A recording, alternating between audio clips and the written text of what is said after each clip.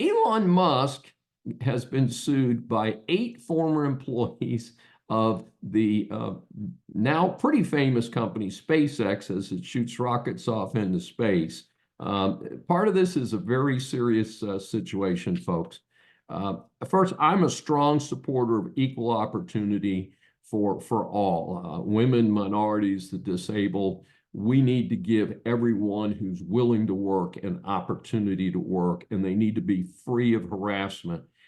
My training focuses on keeping workers happy because happy workers are productive workers. Workers who are feeling harassed are not productive because they're not happy. And it's not complicated. You're wasting your money paying salary if you're not treating your employees well on top of it. And study after study has shown that the conditions of work are more important to motivation for employees than pay. Yes, get that one, folks. Out in Silicon Valley, these tech companies or new companies are saying, you know, we're the really new guys. We've got really cool new stuff going on here. We don't need to worry about those old EEO policies and affirmative action and all that. And interestingly, because they are not focused on doing things that a lot of traditional businesses, like many that I work with, they are not taking care of business. They're not taking care of their female and minority employees in the way that they ought to be doing. And so what has happened here is that Musk is the target.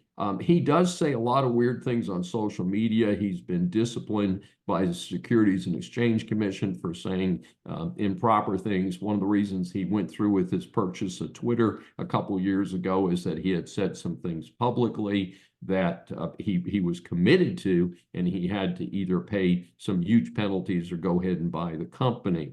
So what has happened is that these employees have cited some of these not politically correct comments.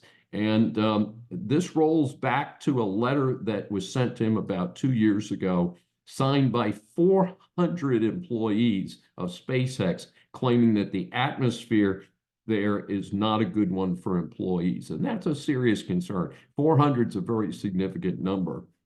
Reportedly, tied to this lawsuit, 8 employees who signed the letter were fired.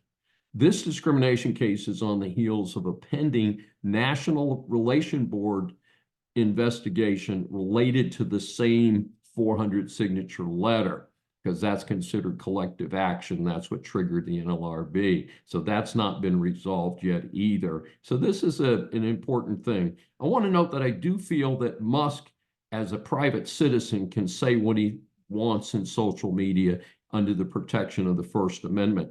That is, as long as that is separate from how he runs these companies. My recommendation, not that he's asked me recently, would be for Musk to do what other entrepreneurs do, hire pros to run his companies, and he can run around and raise capital and be creative, but I think he should stay out of the day-to-day operations of his businesses. And I think everybody out there, including him and including his stockholders, which includes yours truly, would be a little happier.